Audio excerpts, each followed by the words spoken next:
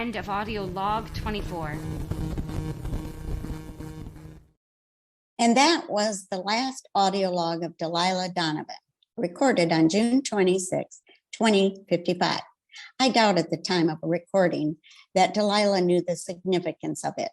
I'm sure when she leaked that data packet, she was just hoping to make enough of a splash to save the cradle biome as it's known today.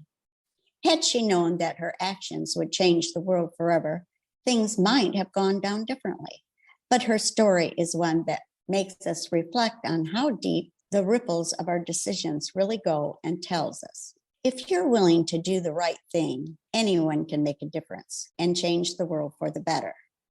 As many of you already know, at the time when Delilah was recording her last audio log, NATO agents were in the middle of a fight against Enron's private militia to secure the oil rig where this crew started their journey. NATO was able to successfully take control of the biome, and this story swept the world. Everyone that was alive knows exactly where they were when the story broke. I don't remember much from 47 years ago, but I remember that morning perfectly. What happened in the following weeks as this unfolded gave me lifelong hope for the future of humanity. The world came together to protect this biome from protest, to social media posts. People made signs and blocked roads. There were walkouts from schools, universities, and offices. It seemed everyone did something to make their voice heard, and the governments of the world stepped in to ensure the survival of this cradle of life. It seemed to me, at least, the first time we all collectively became stewards of this world, intent on preserving it, not exploiting it. In your lifetime, we have been rewilding parts of the earth and cloning new species.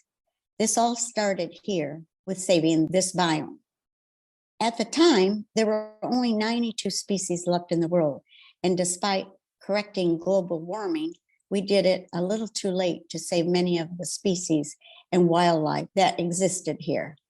But the number of species in this biome increased biodiversity on this planet by 47%. Which of course is enormous. That really gave us hope, not to mention the wave of progressive laws that were passed in the following decades that have shaped the modern world. These laws, which may seem like common sense to you, were very progressive at the time and took rights away from corporations and gave them back to the people. It might seem odd to you now, but at the time, corporations had more rights and opportunities than individuals.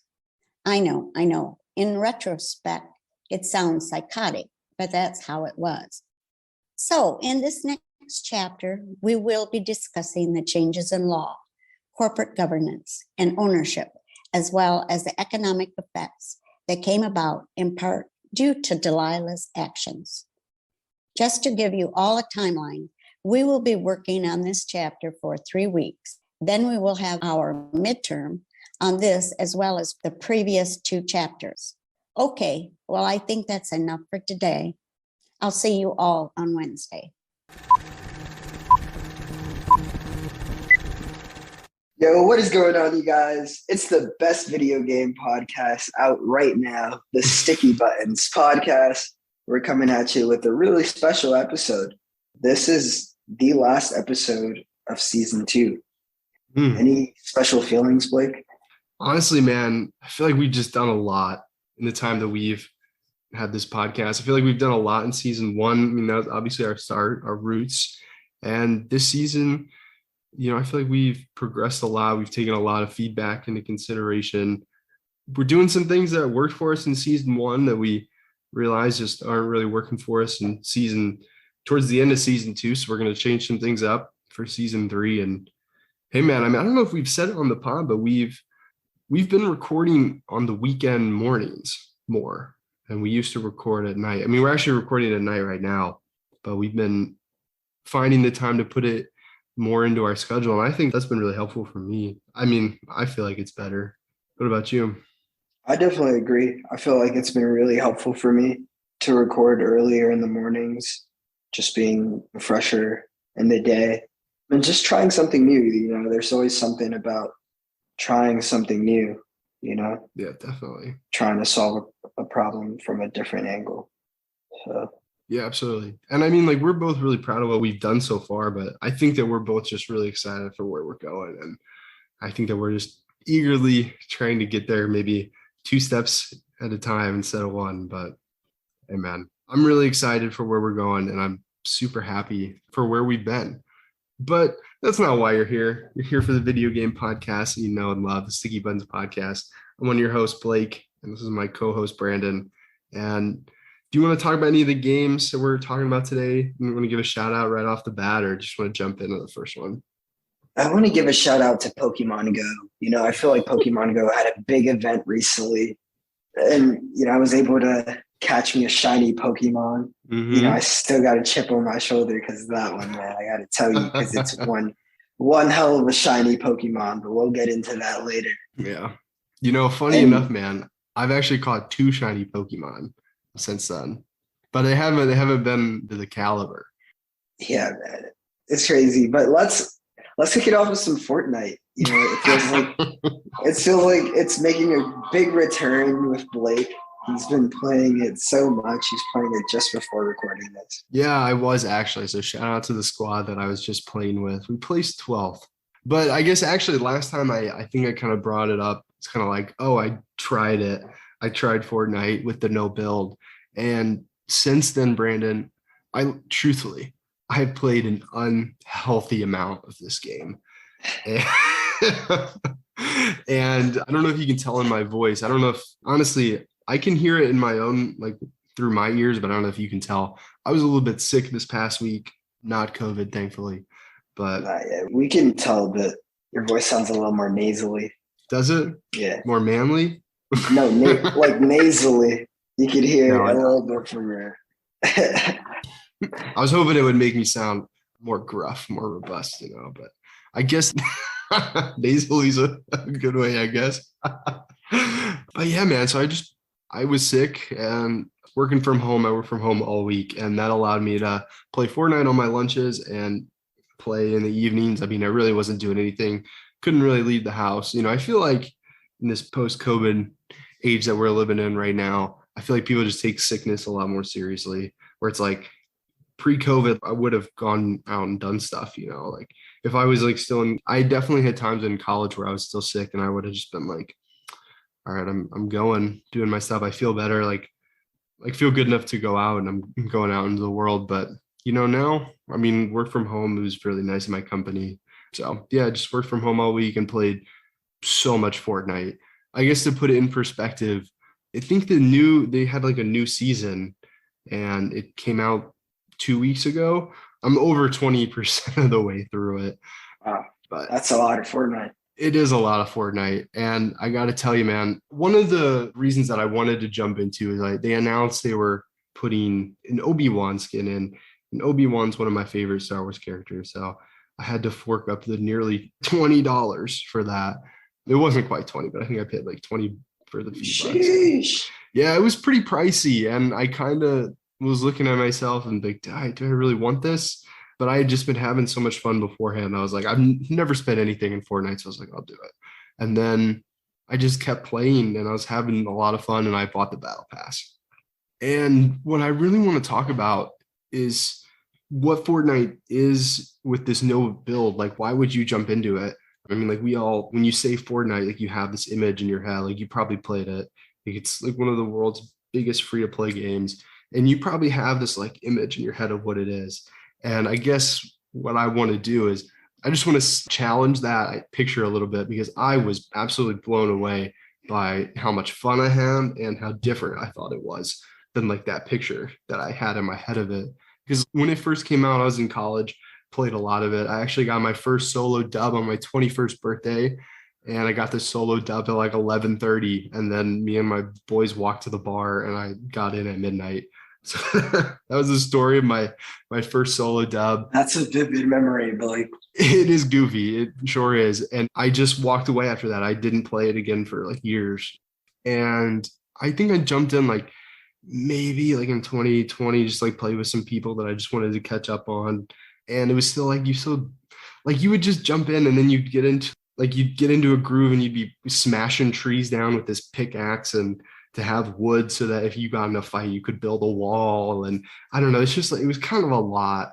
And they got rid of that. So you don't have to like if you knock something down, like you don't get any material from it because there's no build. And one of the things that would happen is you would just get in this fight with somebody and they'd build this elaborate structure in like 3 seconds. And just be like, what do I even do? And that creates a lot of barriers, like as a player, if you're just trying to jump in. And the no build really just takes out those barriers physically and I guess metaphorically. And it truly turns it into just like this third person shooter. But it's like so cartoony, Brandon. I can't explain to you just like the cartoony chaos that ensues in these Fortnite matches, man. It literally, I feel like it gives me ADHD, man. It's so fun and it's just crazy. And there's so many things that you can do in this. You can ride cars, you can modify your cars, give them like off-roading abilities. Like you can put this, I don't really know what it's called. It's like a dump truck scoop, or I'm sorry, like a snowplow scoop. Like you just pick it up and you throw it onto a car, and then you can like take your car and run through buildings and like run over trees. And I've like killed people with this snowplow thing on like a Lamborghini-esque car, just hitting somebody. And it's just like crazy. Like I'm pretty sure one of the people I killed was like a banana, like somebody in a banana suit. And I just like ran them over with the car. But the thing is, if you get hit with the car, it like launches you in the air and it only does like 50 damage and your character has like 200. So it's like you have to hit them like 4 times. And it was just so funny to me just driving around this hill. And I just hit this guy in a banana suit. And it's just like silly and goofy. It's just so much fun, man. I think I said there were like cars and boats. And there's this, oh my gosh, Brandon, they have this hamster ball. It's just like a see-through hamster ball, kind of like how they have in like those Jurassic Park movies. You ever see that one? Yeah. Yeah, I mean, like they don't really, I mean, they can take a little bit of damage, but it's not like crazy. But they also have this like slingshot thing.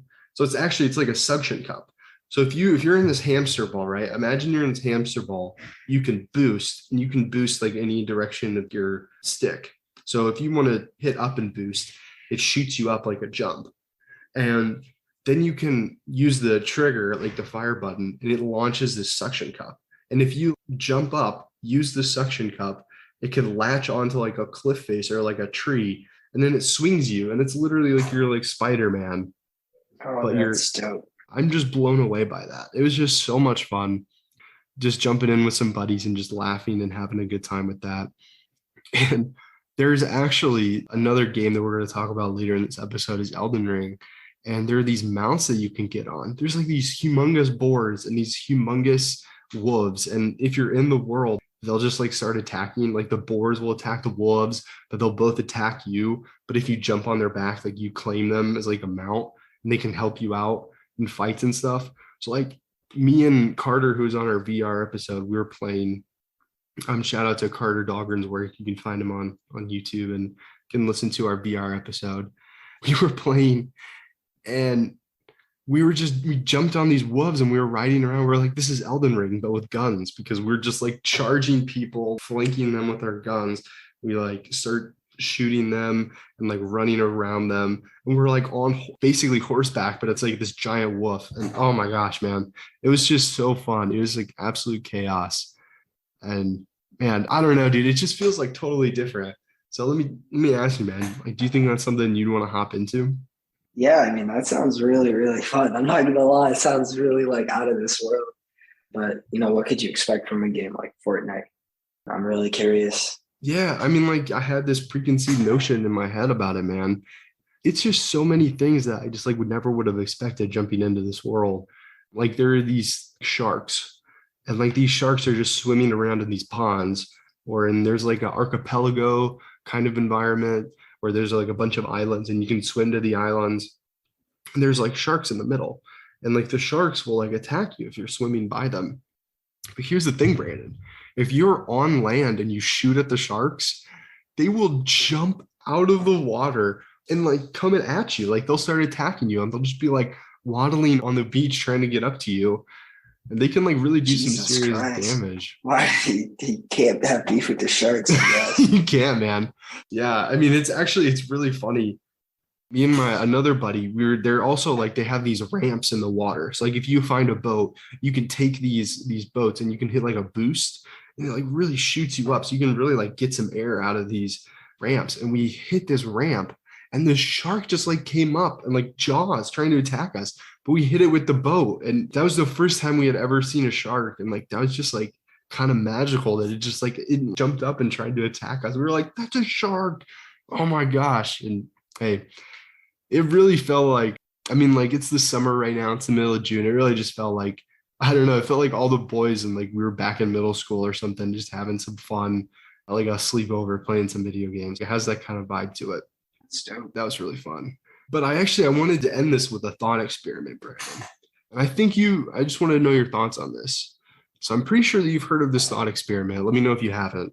But it's basically you have a hammer, right? And if you replace the handle after a while, like after a year or two, you replace the handle, it's still your hammer you have the original head. After 10 years, you still have the same handle, you've replaced the handle a couple times maybe, but then you replace the head. And it's like you still have the hammer and you've replaced all the parts independently, but then is it still your hammer? Where do you land on that? I think I've heard of this before. It sounds familiar. Yeah, so like, do you know that you can, I guess it could be like anything. It could be like a sledgehammer or like a hatchet or something. You can take the top and like remove the handle, and you still have like the axe head or the hammer head. You can like put a new handle on it. I mean, it could be with anything really, like anything that has like parts that could be replaceable. And what's the thought experiment? Is it still the same hammer? Is it still the same hammer? I mean, from like what it was from in the beginning, I think it has changed, but it's fundamentally the same object. Right. Yeah. And I think that's kind of like the whole thing of the thought experiment is like, yeah, it's changed, but yeah, I mean, yeah, you're right on the nose. And I wanted to bring that up and kind of challenge that, I guess, that image that you had in the beginning of like what Fortnite could be. Because at this point, I played a little bit in the previous season. That's when they dropped this Obi-Wan skin.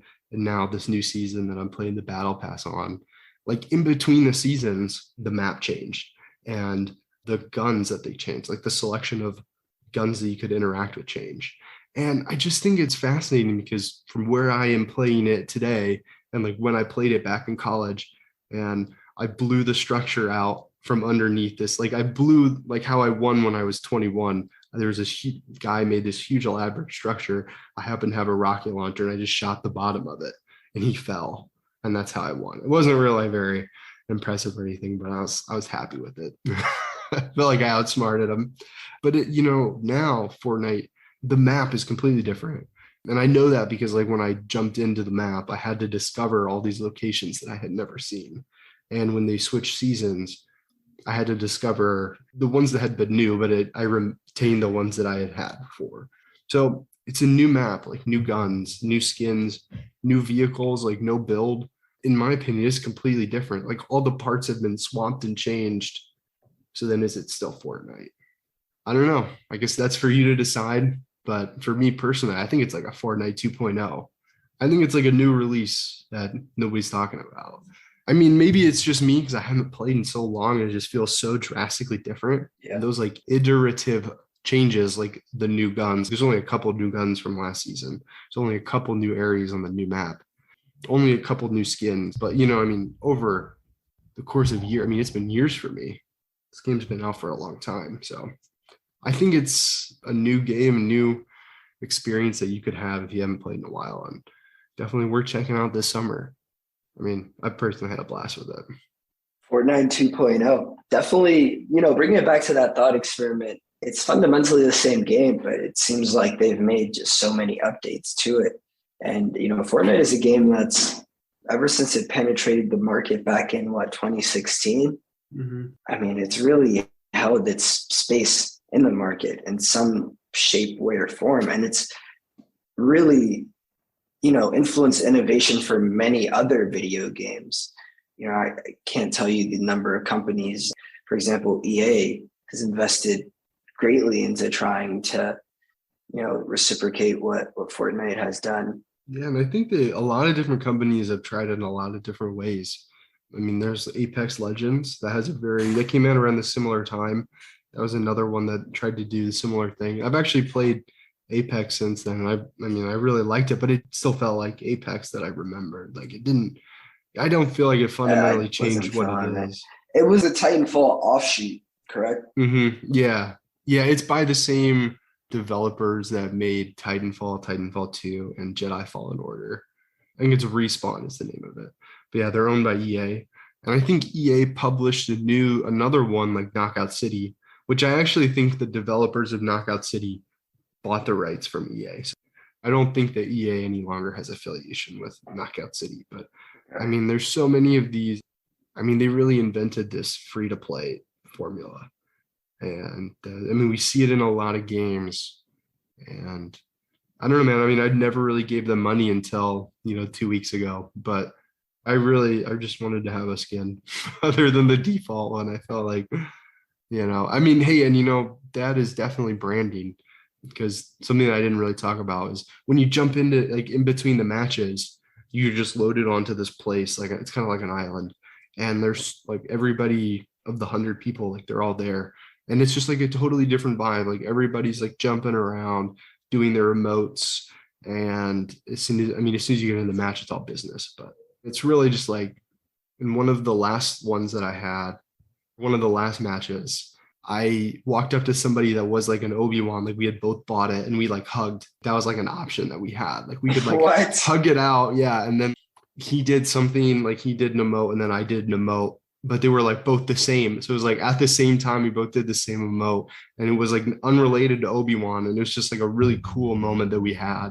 And we like hugged it out, and it was like they made like a special animation for when you're interacting with somebody with like the same skin. I don't know if they have that for all of them. Dude, that's so dope. Yeah. I mean, like it really is just like a very wholesome vibe in the loadings. And it's like, that's the loading screen. Right. So I don't know, man. I really do think I don't know, maybe in the next episode I'll feel different, but like as of right now, like I'm definitely playing it a lot. And it's definitely changed my mind on what I thought it was. Fortnite makes a comeback. Yeah, 2022, Fortnite 2.0, baby. Oh, man. Great way to end season 2. A lot of twos, man. The numerology. But moving on to the next topic, I see you have some notes on Pokemon Go. You've been playing some Pokemon Go recently. Yeah, man.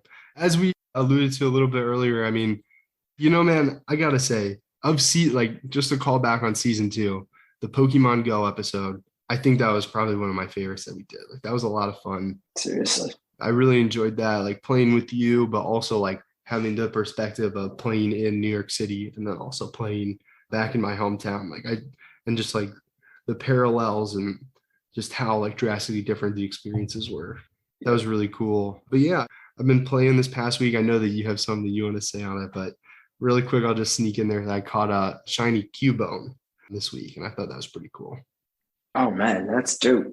So as you know, Pokemon Go was having a community day event, I believe it was. And, I was at the Met recently last week for date night. Shout out to the Metropolitan Museum for doing that. Did you do the late night kind of thing where is it like every Wednesday or something? Yeah, you heard of it. Dude. It was so much fun. I did that last month. Oh, so you already know. It's amazing. We had a super. Did you get the drinks that they have? Yeah, I got the drinks too. I thought they were terrible. I did get some popcorn though. Did you get some of the popcorn? No, we didn't get some popcorn. I think what happened is we left the date night at the Met after we had these terrible drinks that we got. I don't know about how yours were, but they were just like way too boozy and they tasted like pink lemonade. And we were just like, I don't even really know what's going on. I got a spicy one and I was like, why is this so spicy? There's no need for a drink to be this spicy. And I didn't have any water and I was a little upset, but you know what? I gotta admit, I was feeling a little schmizz after. So yeah, they're definitely strong. Go to date night at the Med, folks. But yeah, back to Pokemon Go. There was a bunch of raids. Groudons were out and about. Kyogres were out and about. Gosh, the Gen 3 legendaries, man. They're some of the best. Yeah, I love Kyogre. The Hoenn region, it's one of my favorite, I think, if not my favorite region. I think it might be my favorite as well, man. And fun fact, the Hoenn region has the most water out of all the other regions. Yeah. That's awesome, man. That's when they first implemented the dive feature where you could Oh man, gosh, I'm telling you, that took me back, man. I remember when I was a kid, just like being so frustrated. I couldn't figure out where to go, what to do, and I just had to dive. It's all I had to do, and I just didn't know that. I don't know why. But then as soon as like you figure out how to dive under the water, it's like a whole new world, man. It's literally the whole oceans that you've already explored, and you just get the underneath of it. Yeah. I thought it was so cool, man. It was a whole nother dimension to the world. And, that's how I felt when I did a raid for a Kyogre and it was shiny. It was purple. I was like, what? There's a purple Kyogre on my screen right now. I couldn't believe it. I had to catch it. And I almost didn't blink. I literally got to the last Premier Ball and I gave it a golden raspberry and I caught it. That's awesome, man. That's really cool. Hey, man, I'm going to be honest. I've actually never successfully completed a raid. What? Never been able to do one. I mean, almost every time I play, I just feel like I'm just never around people. So I always go solo against these. That's rough. Yeah, I really need to go to Central Park. I know that you shout Central Park out. I got to go there and do some raids. Yeah, big time. That's awesome, man. Kyogre is one of the best legendaries in my opinion. Seriously. I used Kyogre in a tournament that I was in. I think I talked about it on the pod, but Kyogre is an awesome. Actually, I would say Kyogre is probably one of my favorite legendaries, and especially in that region, like the Hoenn, man. There's so much water. You got to have a solid water Pokemon on your team. Kyogre was definitely that for me. That's a fact. Also, man, I'm sorry, I got another Kyogre thing I want to say. When I was a little kid, man, I went to go swimming and I had my Game Boy Advance SP in my shorts, and my mom washed it, and Game Boy Advance was toast, man. It didn't make it, but somehow the power of Kyogre saved my save file, and wow. I still have it to this day. I don't have the save file, but I still have the cartridge. So, damn, that's crazy. Kyogre protected that cartridge. I know Kyogre's got some kind of magic, man. He does. You should get a Kyogre tat. I don't know about that. Maybe I'll make it my home screen. But yeah, man, I also caught a Rampardos. Well, I caught a Cranidos in a raid, and I evolved it into Rampardos, which is really cool. I really like Rampardos as well. He's a super high CP. Oh, yeah. I don't know why, but he's like a 2,800 CP. That's an awesome Pokemon. I actually, in the recent playthroughs of Brilliant Diamond that I did, I got a Cranidos. And it's just something I always wanted as a kid, but I had Pearl, so I couldn't get it. You had to go with that Shieldon. Yeah, Shieldon and Bastion, which, I mean, they're so cool Pokemon. They just don't have, I don't know, for me personally, Cranidos was awesome. And they made it all the way through, man. They helped me beat the Final Four. Actually, my Cranidos really helped me out there because I think, do you know what its type is? It's a rock and steel. Rock and steel. Yeah, but it learns the move Zen Headbutt. So, you know me, man, I like those psychic moves. So yeah, you do. Dude, that's a solid move. And that takes me back to a sad fact. I haven't defeated Cynthia in Shining Pearl. Hey, man, she's way harder than she needs to be. I mean, we talked about it before, but I don't know, man. You know what? I've actually been thinking about this.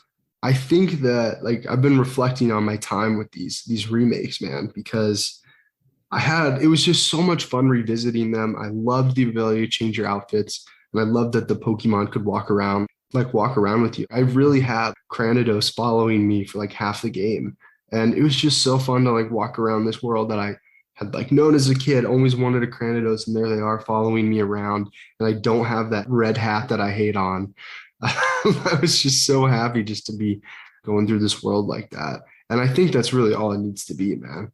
I mean, like, you defeated Cynthia back in the day. I don't know if you need to beat her now. I mean, as long as you had that experience, like. Nah, bro. I don't know. I'm taking this personally. I gotta defeat her. What do you mean? It's easy for you to say that when you are on the other side of the fence. I know.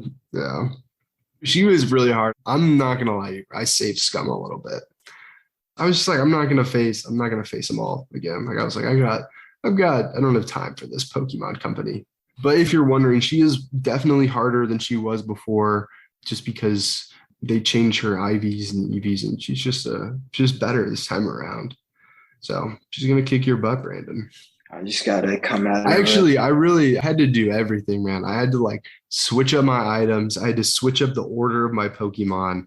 I had to like really think about it. And I almost even taught one of my Pokemon like a different move, but I didn't. I kept the same roster or kept the same move roster. Like I literally looked through every item in my bag. I was like, can this help me here?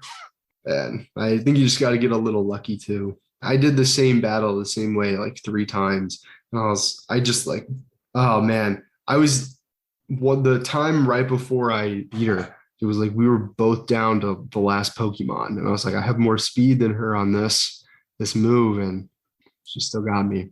So yeah. Do you want to talk about any other Pokemon games? Like, have you picked up Pokemon Legends Arceus at all? I have actually. I've been feeling kind of guilty. I haven't been showing that game any love. So, I got on that recently. And man, I got to tell you, I've been missing out. It's a good title. What have you been doing in there? I'm spending time in like this snow area. I want to call it like a tundra. Oh, okay. That's a good area. I mean, you're close to the end then. I think that's the last area. Yeah, and I'm actually super close. I've explored everything, like all the terrains, but I'm just trying to complete the Pokédex. That's kind of where I've been, just fulfilling all those registries. You don't have to do that to complete the game. Like, you can still beat the main quest. You can still beat the main story. And then, because I've beaten the main story, I haven't completed the Pokédex yet. But there's Pokemon Home now, so you can bring Pokemon in. Oh, if you're trying to really? do that. So I can bring Pokemon from Pokemon Go into that? Yeah. Anything Oh, from like BDSP, which has, I think actually BDSP would probably have the most help to you because they have everything up until then. But then there's also like a couple Pokemon from later that you would probably have in Sword and Shield. So I guess I want to come back to where you are with the game, but where I'm at the game, I'm like, I'm gonna have to make an Excel sheet of all the Pokemon that I don't have in this game because I have them. I just don't want to mess with the game anymore. I don't know how you're feeling towards it, but I feel like I beat it. I have my experience, but I really want to finish the Pokédex so I can meet Arceus. But I just don't care to be in the game any longer than I have to be. So I'm going to make an Excel sheet to do it as fast as possible. But I just haven't gotten around to doing that. Are you enjoying the game still? Are you still having fun with it? Yeah, I'm still having fun with it. I mean, I kind of wanted to just get right back into BDSP though, because that's the Pokemon that we know and love, and Yeah. I can't help but take this personally. I can't beat Cynthia.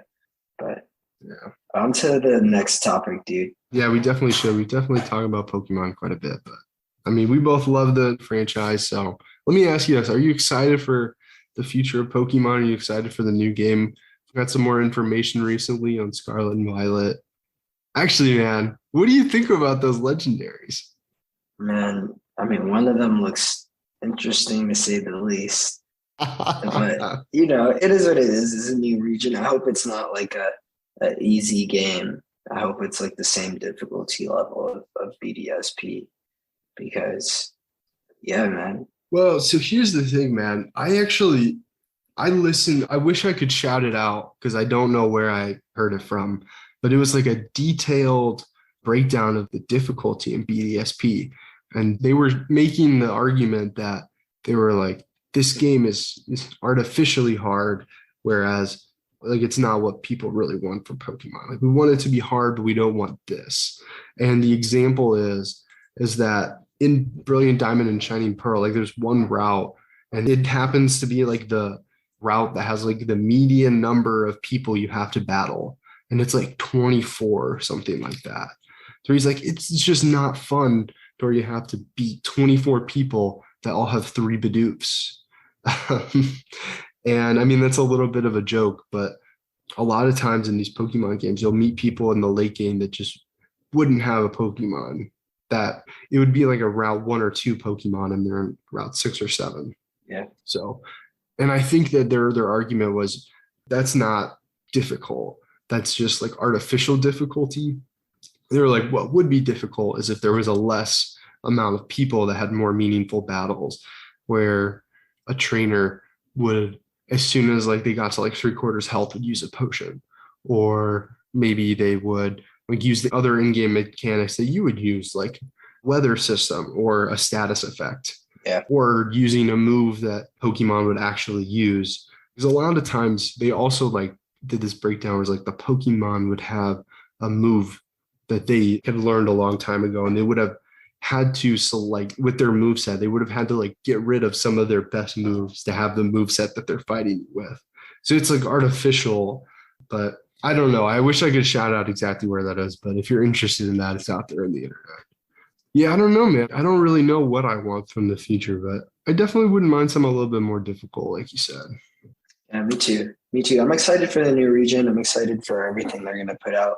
I was having a debate with my uncle about this recently. It just feels like Pokemon is saturated now. It's just they're having a release every couple months, and you never really get time to like sit with their content. Yeah, absolutely, man. And I just rebutted that with I feel like a lot of people, it's easy for people to speak about these games, but they don't really play them themselves. And I feel like Pokemon just really tries to cater. They have a lot of different target groups that they try to cater to, and they just have a lot of people to make different kinds of games.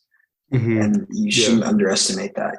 If you don't play the game yourself, I think you should speak on it.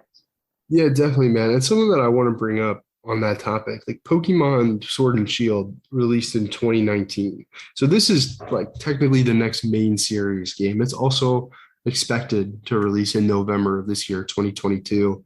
That's 3 years. And 3 years, like, yes, in that time, was it Pokemon Snap came out. I mean, I personally wasn't interested in Pokemon Snap. I think Pokemon Brilliant Diamond, Shining Pearl came out. We both played that. Pokemon Legends Arceus came out, and we both played that as well. But if it had been like a Pokemon Snap situation, I think that we would feel a little bit starved for content. But, also like these 3 games are coming out. Brilliant Diamond and Shining Pearl came out really close to Legends Arceus. And I think that they did that because they're in the same region. But yeah, it did kind of feel like it was saturated just because normally we don't see that. Like they were coming out within 3 months of each other instead of 3 years. And they're both huge games. And I do remember a time where I would play all the Pokemon games and just feeling like you're saying starved for that content. But now I'm not really starved per se. Like I have, lots of content to play with. And I think definitely when Scarlet and Violet come out, I'll probably buy both of them and like explore them both briefly. I mean, extensively. So I think I might buy them both too. I think that this is, I was going to say this is going to be the first one I buy both, but I did buy both Pokemon Sword and Shield. I really enjoyed those 2 games. Yeah. But if you had to pick one, which would you pick? Scarlet or Violet? I would pick Violet. Okay. Yeah. I would pick Violet as well. I really thought you were going to say Scarlet. Nah, yeah, I would go Violet. Just curious more about that side. Yeah, I'm more curious about that as well. Yeah, I think that's going to be interesting. We both kind of picked opposites these last 2. I think you picked Pearl, I picked Diamond, I picked Sword, you did Shield. I mean, I know we both have them both, but I think we played them in that. You played Shield first, right? Yeah, I did. Okay. Did you buy a physical copy of Diamond? Yes, I did. Did you? No, I did. I have a digital copy of Pearl. Yeah, I decided to buy, I think all of my Pokemon games are physical. I don't know, it's just like a ritual that I have with it, and I decided to keep that up. But I think I'm going to try and buy the double pack for these when they come out. I think you should, man. Yeah. But moving on to our next topic, man. Do you want me to go on mine? Yeah. Or do you want to take one more? No, you can go ahead. Okay, I'll go. Yeah, so moving on to our next topic, man. I beat Breath of the Wild. I beat Legend of Zelda. Oh, man. I feel like it's been a long time. We've been talking about this for so long, and it's finally here. Yeah, I'm going to be honest, man. I feel like if we didn't talk about this on our first episode, surely we talked about it on the first 5. Yeah. We have been talking well, I don't know. We've talked about this game a lot, and I don't even really know where to begin to even talk about this, Brandon. What do you think? Should I just talk about where I was at, kind of what we've done, or give me your experience so far? Because I feel like I'm going to gush a little bit. So you tell me, where are you at with the game? And Breath of the Wild, man, I'm just been exploring different places. I think I'm like last year at Kotaro Village. And Yeah, man, just getting to know the game, doing like different, is it called shrines?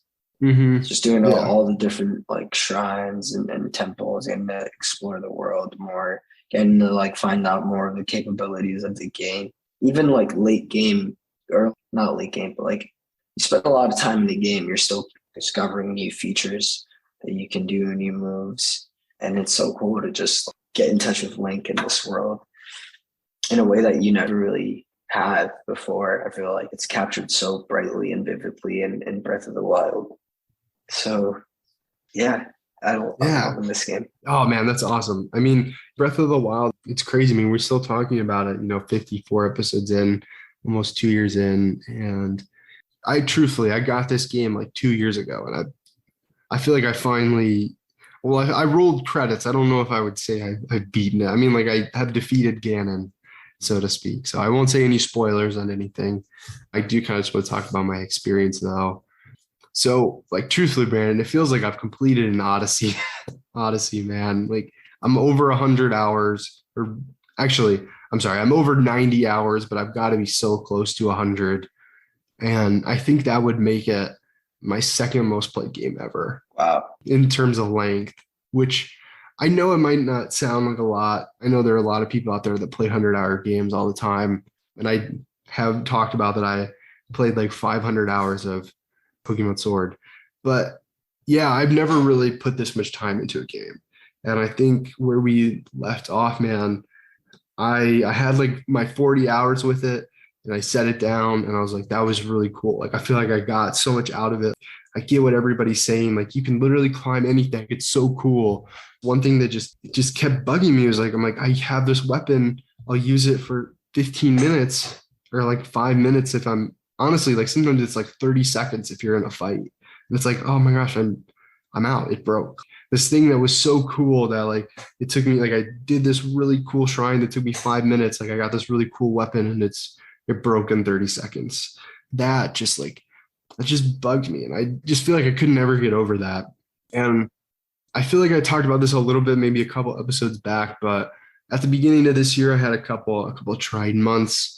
I decided I wanted to get a new job, had to switch apartments, move in with my girlfriend, and just some things like that. Just a lot of life changes. And I really needed something to fall back on. And I don't know what it was about it, but Breath of the Wild ended up being that.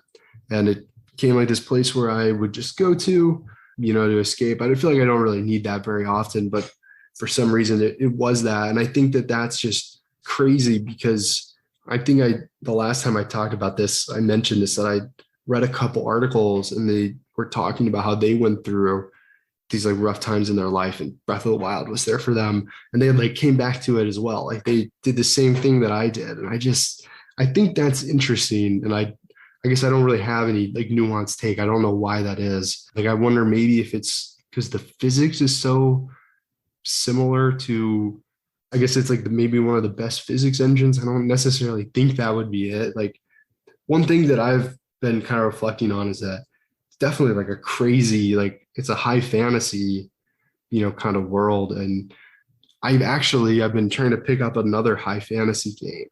And I keep running into this, Brandon, and I think this would be interesting based on another game we're going to talk about today. We're in a post Elden Ring world, man. Like everything's dark and gritty. Like everything's dark fantasy now. Like even if you're playing Skyrim, like if you look at Skyrim visually, like, yeah, there's like some stunning night skies, but a lot of that world is gray. Yep. And I think that's got to be part of it because it's just like if you just like start walking in Breath of the Wild, the trees, like you just get lost in it. Like the trees are beautiful, like the rolling hills, the cliffs, the mountains, and the enemies, they're not like super gritty. I just wonder if maybe that has something to it. I don't know. I guess I'm just talking out or thinking out loud with that part. Do you have anything to say on that? Just like you're talking about like the overall ambiance of like, or rather like the contrast of Breath of the Wild to kind of the dark fantasies that are in modern like pop culture today. Yeah, I mean, like, can you name another couple games that have like high fantasy and like have really vibrant color scheme? Like I can think of a few, but I can't think of any that are in the same like genre of Breath of the Wild where it's just this huge, big open world. No, yeah, I mean, just the color scheme of Breath of the Wild, I feel like is unmatched. And it's in this like chibi art style. I don't know if that has anything to do with that. I mean, I'm just kind of speculating here, but that's just something that I found interesting, post my experience. But yeah, I had this 40-hour experience. I put it down. I picked it back up again. And the first thing that I did, Brandon, which if anybody is like bounced off of this game and then they want to get back into it, I would recommend this wholeheartedly. I followed a guide, and I only did this they had like 14 of them. I only did like the first 2, and it was every Korok seed in X area. And I just went around and I found all the Korok seeds. Like I followed the guide, went one area, completed them all, went to the next area and completed them all too. And so basically what the Korok seeds do is it allows you to expand your inventory. And I expanded my inventory for weapons, bows, and shields. And I think I have 2 full rows of shields and 2 full rows of bows and maybe 3 or 4 rows of weapons. And I think you start with 1 row. So it was just a huge expansion. And then I was like, okay, I'm never going to have like a problem with this inventory managing of my weapons again. And sure enough, Brandon, I did. I don't know if weapon durability is a great system. I didn't really like it. I kind of struggled with it the whole game.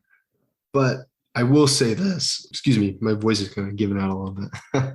I got the Master Swords. The first Zelda game, I've got the Master Sword in. I'm not going to spoil anything, but man, it totally pays off. That was a really cool experience, really cool cutscene. Totally would recommend that, especially if you're jumping back into it, Brandon. That would be a cool thing to do. You need 13 hearts. You have to look it up. I think it might be 9 or 13 hearts or something like that. And then you can pull out the Master Sword.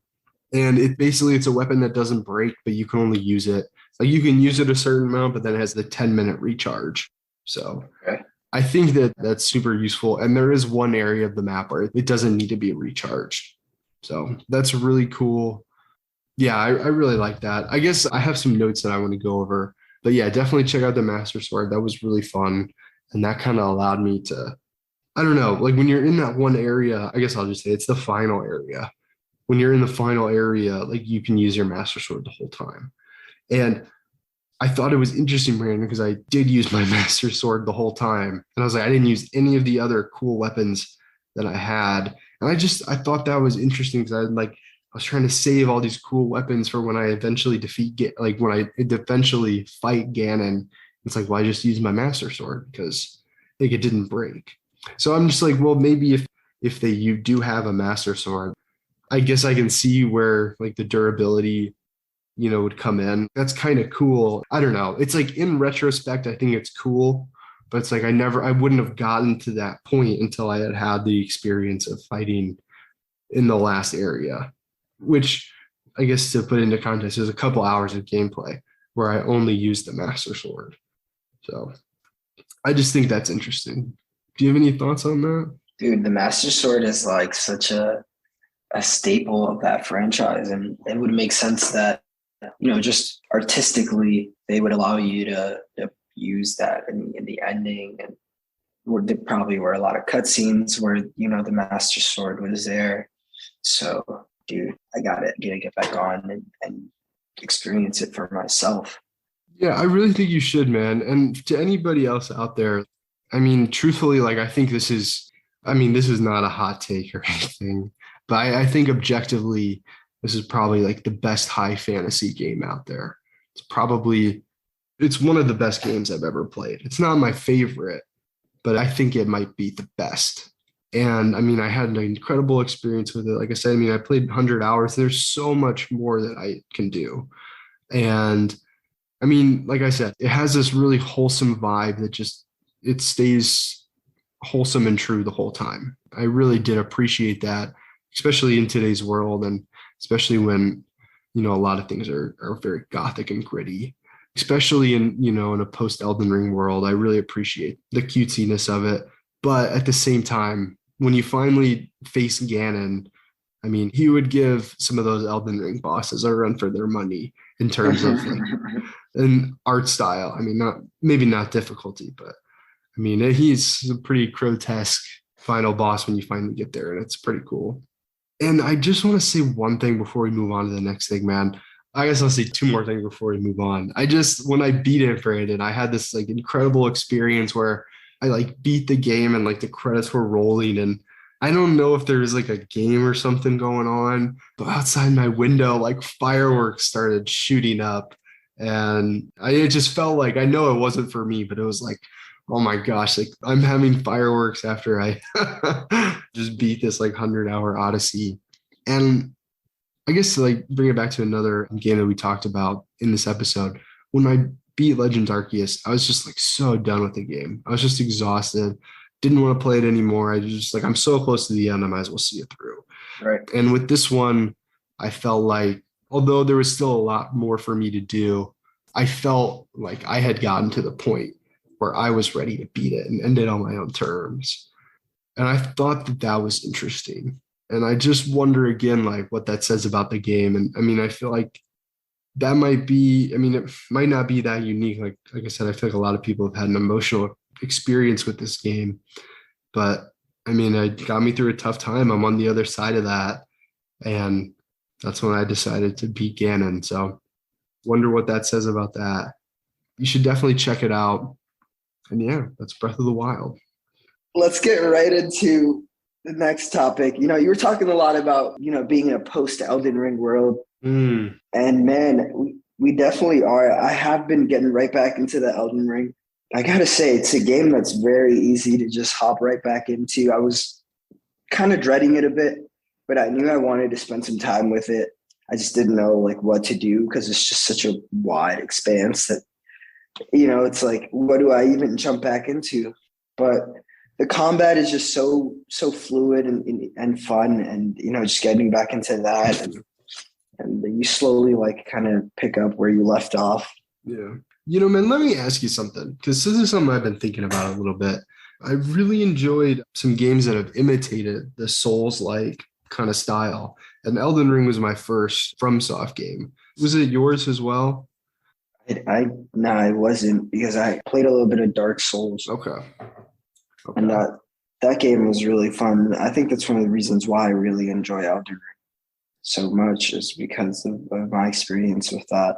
Yeah, I'm going to be honest, man. I truthfully don't feel like the combat is that fluid. And I don't really know why, man. Like, I kind of feel... I have a hypothesis, and I think it's because you don't stick to like a specific like thing. I feel like you keep trying new setups, and you're not really allowing yourself to just really develop skills. You're not allowing yourself to like cement and build a foundation. Yeah, I guess that might be true. Because I do really like my katana. And I didn't like the glintstone that I have, but I mean, like, I just got it.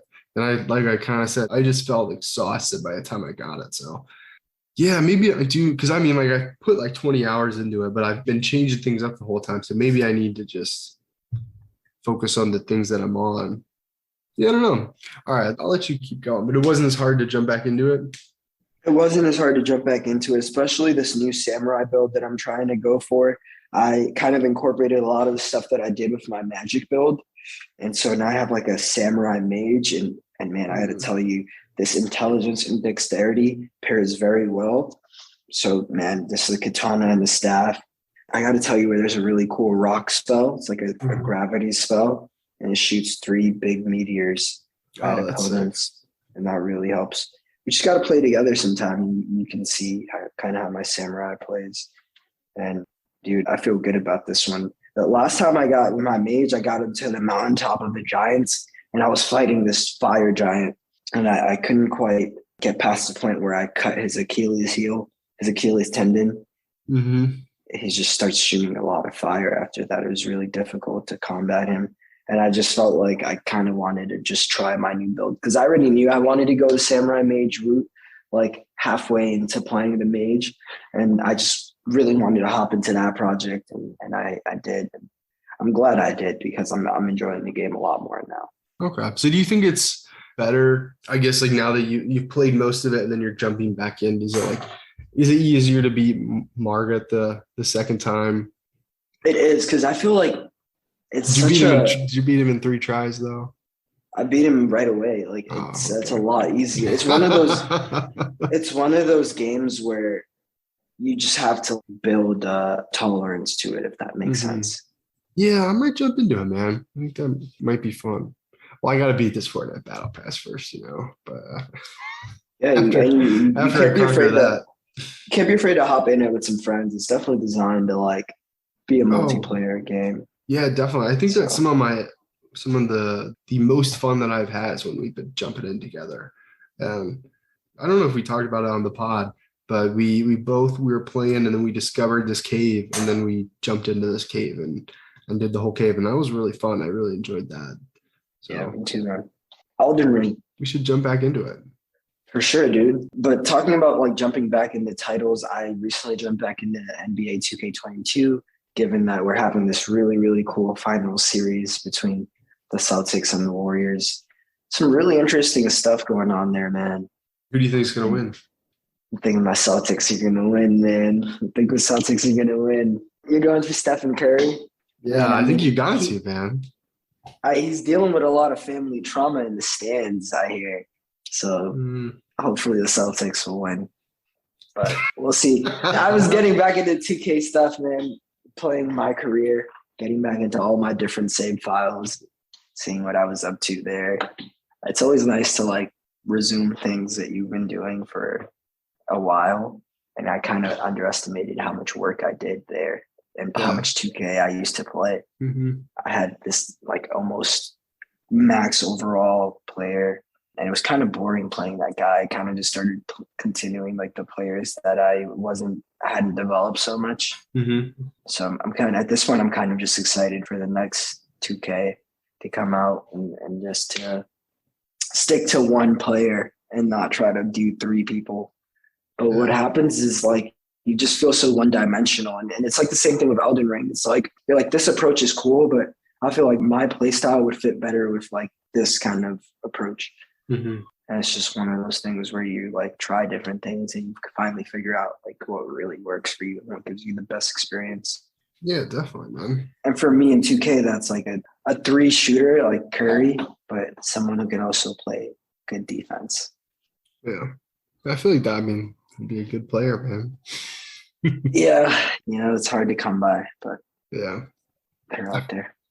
I don't know. I guess, does that player just not exist very often just because a lot of people don't want to play defense, or is it just a hard combo? Or yeah, I mean, it takes a lot of energy to like play good defense and then go back up the floor and find the opening and get a 3.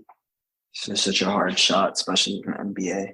But a lot of people do it. There's definitely, don't get me twisted, don't get it wrong. Like there's definitely a lot of NBA players right now who can do it, who can play the defense and shoot the 3. Although there's not many like 3 and D specialists. Well, I guess that's why they're pros, Brandon. Yep. That's true. Yeah. Yeah. Well, do you want to talk about Call of Duty at all? Yeah, getting into Call of Duty. I actually got back into the zombies, funny enough. The zombie stuff is pretty cool. Do you like the zombies for Vanguard as much as the last Black Ops? It's not the same. It's not. I was actually trying to download the last Black Ops, but I was like, let me just hop into this and see what it's like. And I got into this lobby with these really cool people. And we were just, we kind of bonded together over this zombies match because it just got so crazy so That's quickly. awesome, man. How many rounds did you get to? Dude, we got really far, and it wasn't like a typical 36 rounds. It was kind of like we got to like round 9, I think. Okay, but yeah, they changed it, didn't they? Yeah, they did change the system, how it works. And dude, it got to a point where it was just really, really crazy. One of the guys left. He was like, yeah, I got to go to work now. But here's my weapons. He dropped me his weapons. And dude, I never played zombies like this. It made me rethink everything I'd ever done in zombies. Oh, how was he playing? He just had like a nice like suppressor on it and like a nice grip. And it was just so quick. The gun was so smooth and quick, and it did so much damage. And I think it's just I was gonna say, man, that's how I play. I love to play with the assault rifles, and like I really make them sleek and as quick as possible. I feel like everybody sleeps on me, man. Everybody tries to go for the shotgun builds, the machine gun builds, but no, yeah, I definitely got to pick that up. Just speedy like a shooter, man. Because this guy was just melting things left and right, and then it made sense why people can do so many kills in a session. I used to wonder like, how the hell is this guy getting so many more kills? And it's because he can just mow through zombies at a quicker clip than I can. So yeah. Oh man, it really makes me want to jump back in. But I'm gonna be honest, man. I really only have time for one shooter in my life, and that's Fortnite, Brandon. That's hilarious. That's awesome. But back on the shooter stuff, multiplayer is as fun as ever. I'm excited for Modern Warfare to come out, the new Call of Duty. That's looking like it's gonna be dope. Yeah, man, that trailer that they released this past week or two, that was really cool. Yeah. I think I might get it, but at the same time, man, I actually jumped into the old Modern Warfare, the previous one this past weekend. And let me tell you, Brandon, that was very humbling. I got my ass kicked. It was not even fun. I was like, man, because I guess just to mention it again, I took the last COD off. I decided not to get it with everything that was going on. And man, I don't know, dude. Really, I've kind of been enjoying my time away from the shooters, but yeah, I don't know. I just got destroyed. It wasn't even funny. I think in one match I had 2 kills and died like 18 times. So I think actually I'm pretty sure it was like I think that was one of my first matches. And it's like, man, that is brutal. That is brutal, dude. It's a humbling experience. It's like, you haven't played it in a while. All you're like, everything's just off, and it's easy to do bad. But sometimes you have the opposite effect where you just come in after playing for a while and you just like kill it.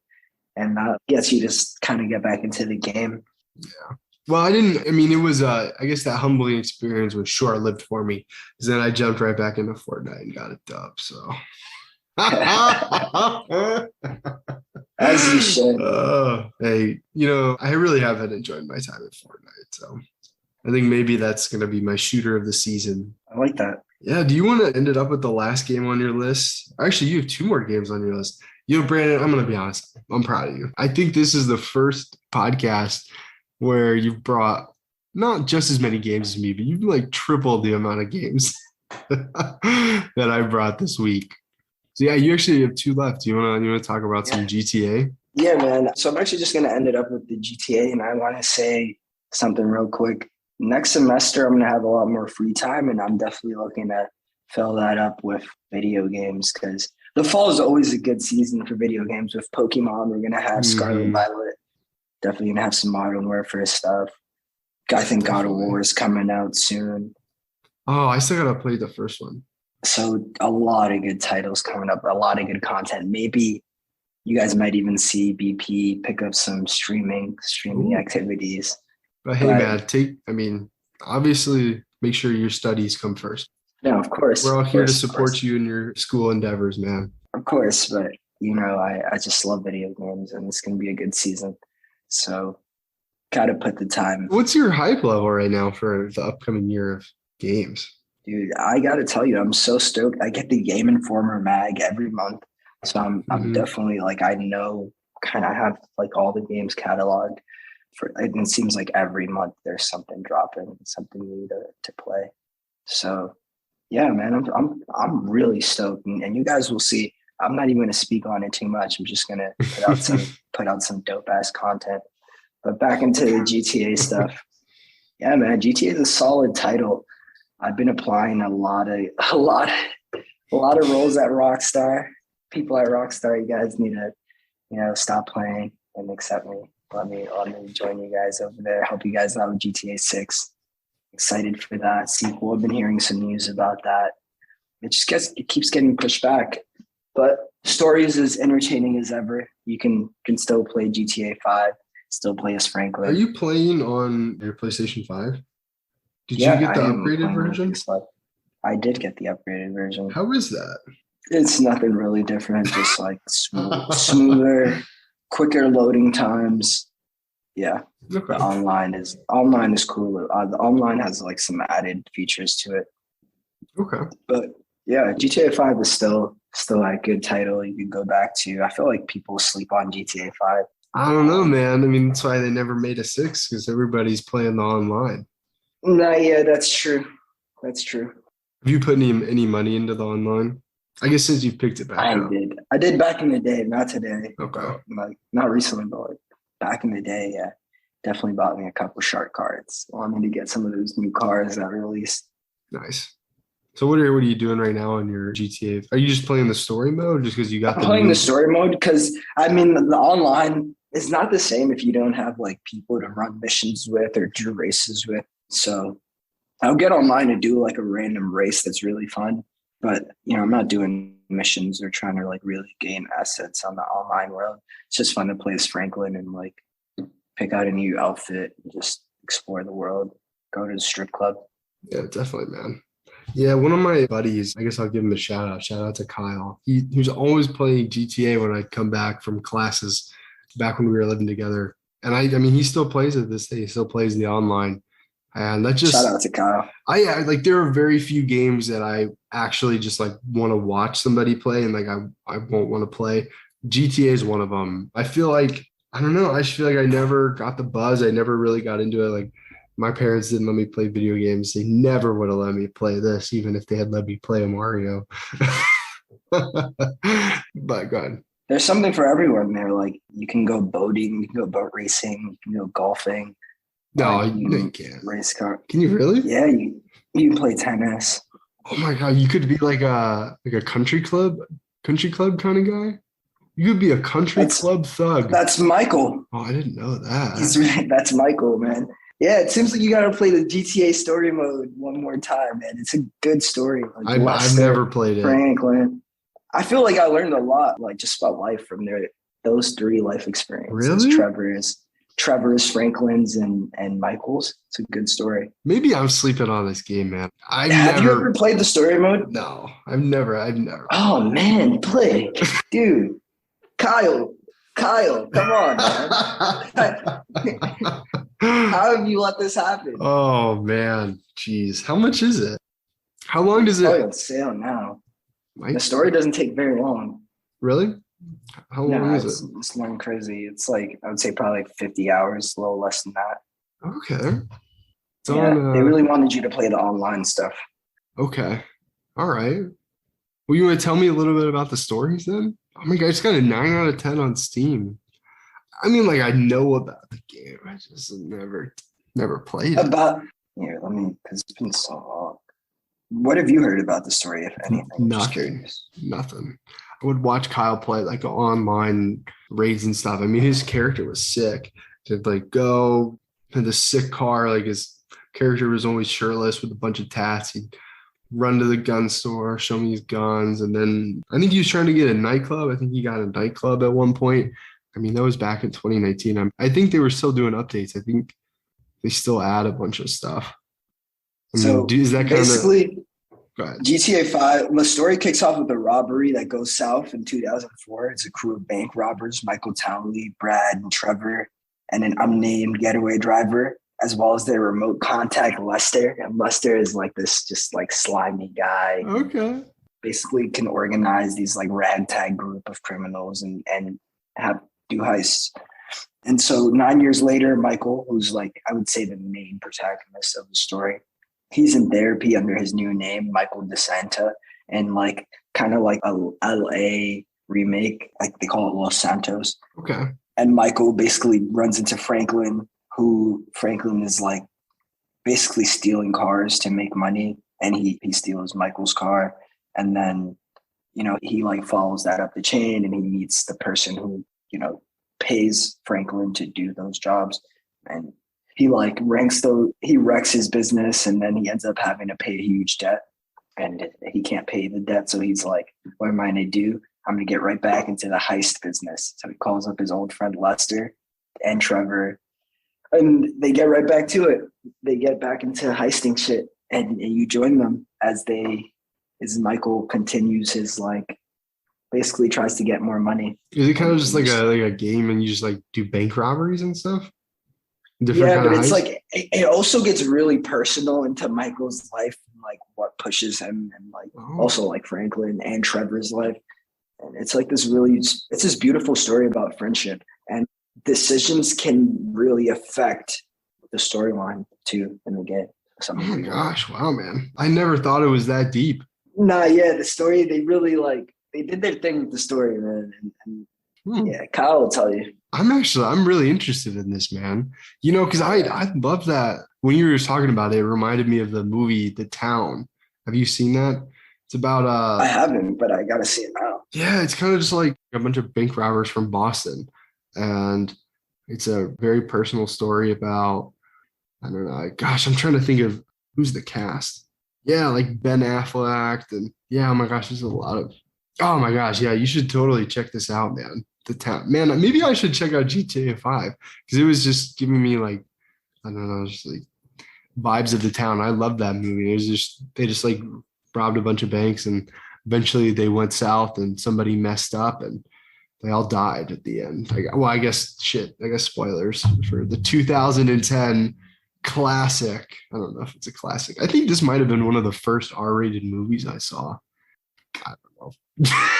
I gotta watch that movie. I'll watch the movie if you promise to play GTA, because dude, GTA is like one of those stories that are just, I don't know, you can't forget it. It's a good story. GTA you know, 5. I might play it because I'm really in the summer mood right now.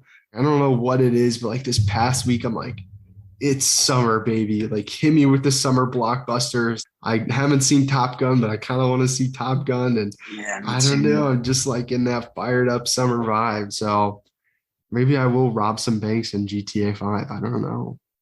I wonder if I own this game.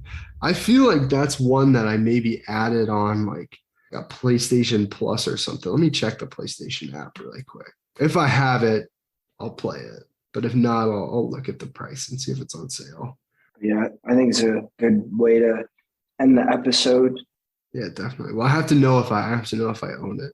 Dude, I've gotten so many free games from PlayStation Plus. I mean, like, I know you pay for PlayStation Plus, but have you ever played any of those games? Yeah, no, I definitely have. A lot of titles that were free. I think Hot Pursuit was free at one point. I think Red Dead Redemption was also free. Yeah, I think that would have been before my time. You got FF or Final Fantasy VII Remake, didn't you?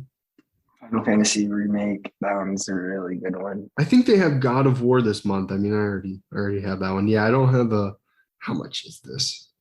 If it's under $20, I'll buy it right here on the pod, Brandon. I might have to eat it, Brandon. It's $19.79 on sale right now. Buy that right now, Blake. I will seriously look into it. There's like 3 packs though. I don't want to get scammed because there's another one that's like $4 extra. Like, what is that? What's the difference? I'll have to do some research, but I don't know. This might be the year I play GTA 5. This will be your first ever time getting into GTA. It would be, yeah. Yeah. I'm sorry, Blake's parents, that I'm influencing Blake to play GTA. Yeah, I'm gonna play like GTA and get grounded. I'm sorry, Aaron. If Blake makes any bad decisions, oh my gosh, GTA. I don't think that would happen. I think so either. But man, yeah, I guess I've never really, now that I think about it, I've never really experienced it. But hey, after coming around on Fortnight, I guess I'm more open-minded to check out a franchise that I've never checked out before.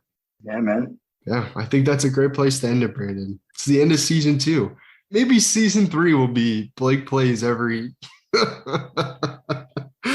Blake tries everything you never tried. Maybe. Oh, you never know, man. Oh my gosh. Now I don't know, I just want to rob a bank now. I don't know. That's such a great way to end the season. Yeah, let's go rob a bank. Well, actually, I mean, like, obviously it goes without saying don't do that, but all right, Brandon. No, you guys should definitely rob a bank and donate all the money to our Patreon. Actually, that wouldn't It wouldn't be Thank bad. you so much for tuning into the Sticky Buttons podcast. Thank you for sticking with us for season 2. We really appreciate it. Yeah, it's been a lot of fun. Like Brandon said, if you want to support us, you can support us on Patreon, but the best way to support us is just by tuning in. And if you have a friend that you think might like the show, please share it with them. That totally helps us out. We're only spread via word of mouth right now, and that's kind of just how we want it to be. So if you have a friend that you think would like the show, it'd mean the world to us if you share it with them. And we're coming at you with season 3, and we'll see you soon. See you on the other side. Bye. Peace in the streets.